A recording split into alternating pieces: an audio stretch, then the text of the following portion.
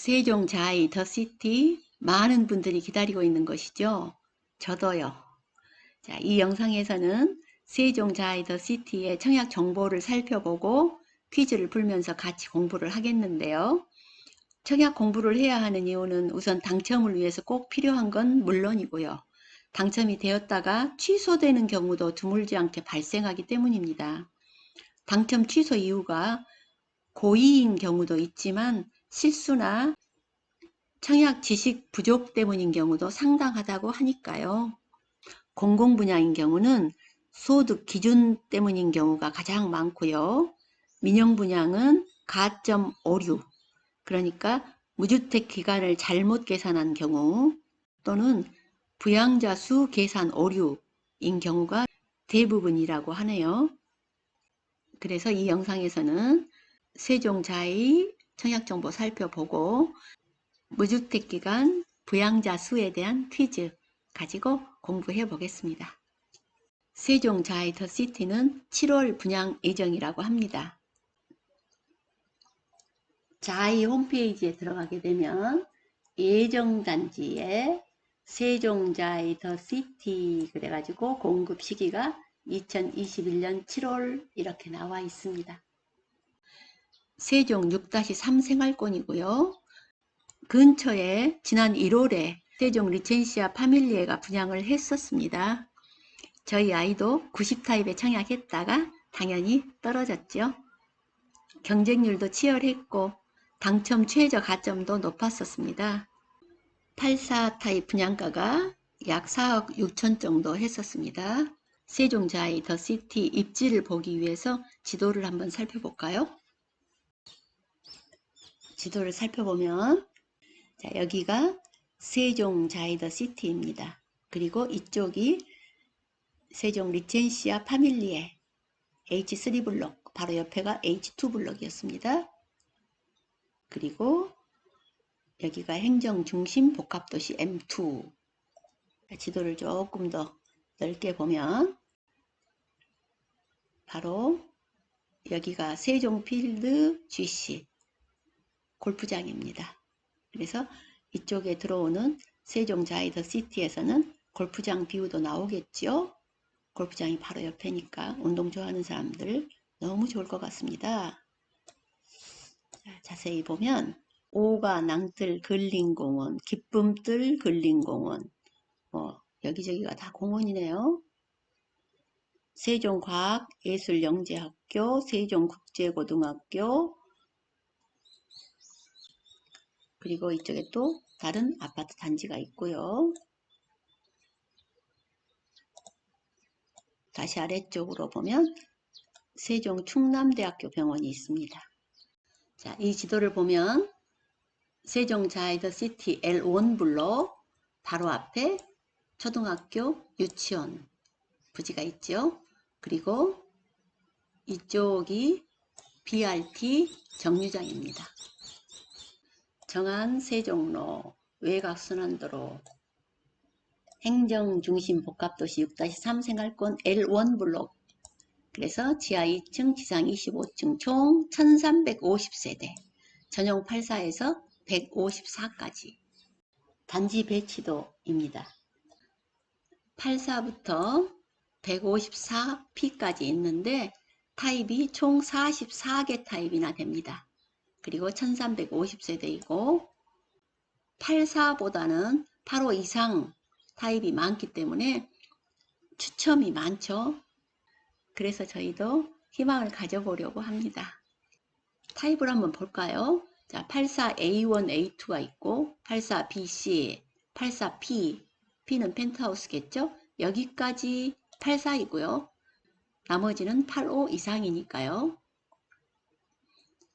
93A가 4세대, 그리고 B가 1세대, 101, A가 240, B가 444, C가 31, D가 4세대, E가 4세대, 그리고 이 T 붙어 있는 것은 테라스 하우스죠. 테라스가 있는 101A가 6세대, B가 7세대.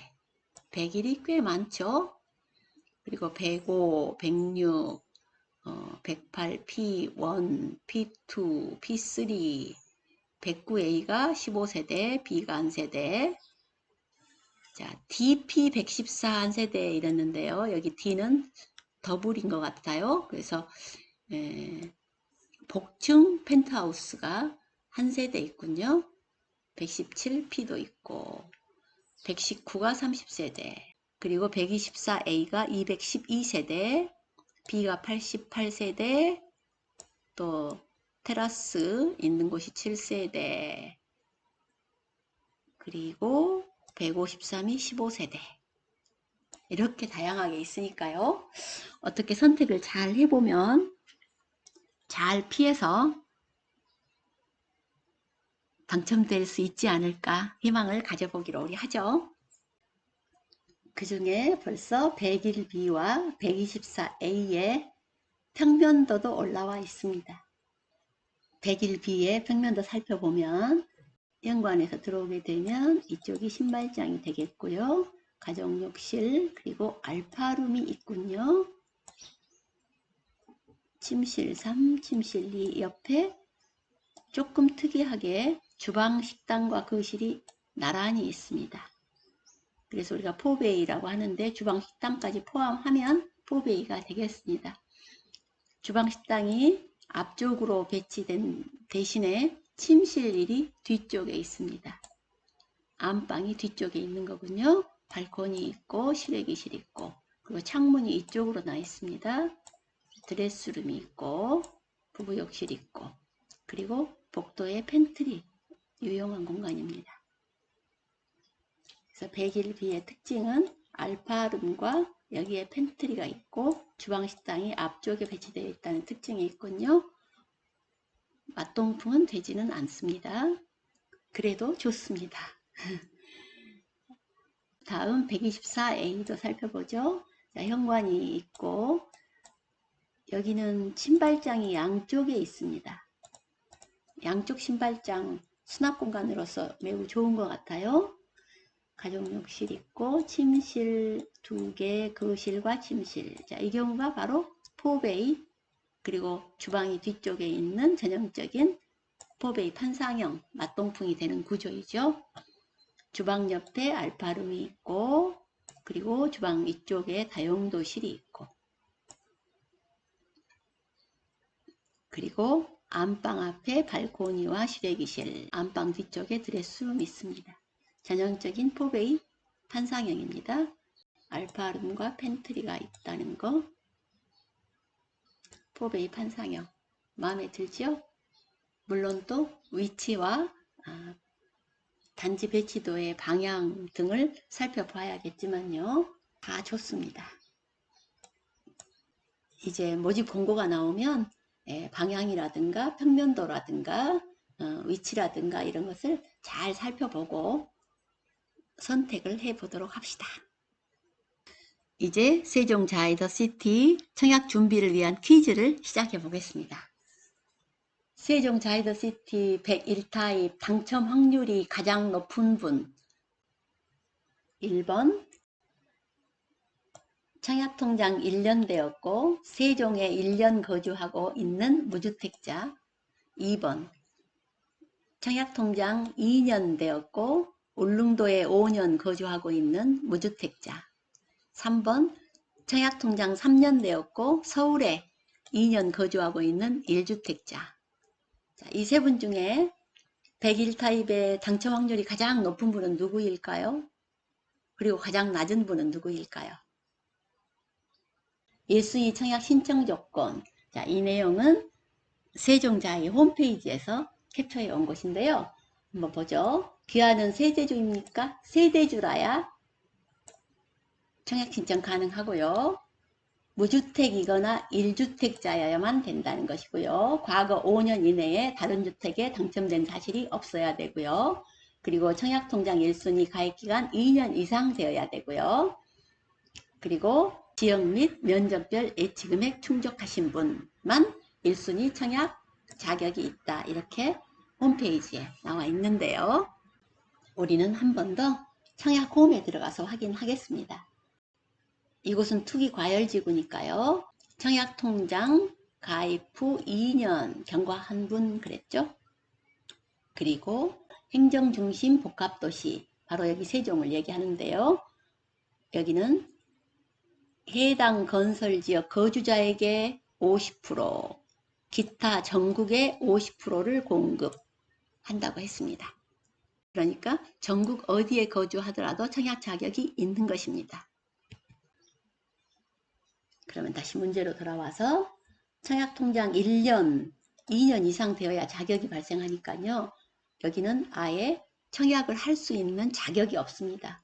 그래서 확률은 0%. 확률은 0%고요.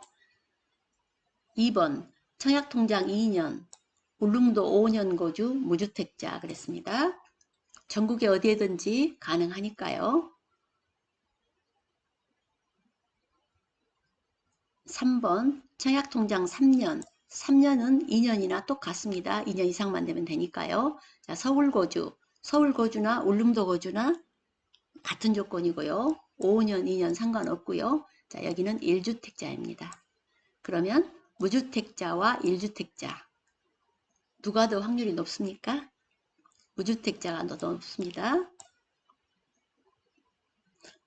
물론 다른 조건들에 따라서 달라질 수 있지만 지금 이 조건만 가지고 우리가 판단할 때 1번 분은 확률은 0%고요. 예, 무주택자가 1주택자보다는 확률이 더 높지요. 나머지 조건은 동일하니까요. 다음 문제입니다.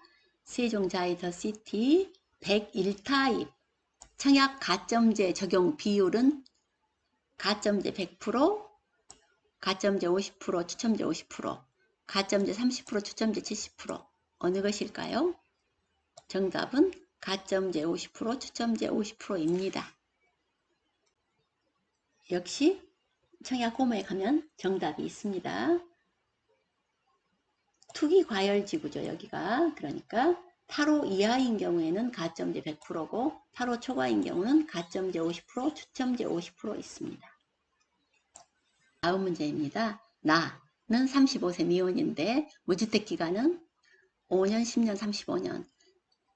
미혼인 경우에는 30세 이후에 무주택 기간을 계산하니까요. 5년이 맞습니다. 다음 중 무주택자는 누구일까요? 세대 분리된 부인이 25평 아파트를 소유하고 있고 나는 무주택자. 2번 동거 중인 장모님 58세인데 주택을 소유하고 있고 나는 무주택자.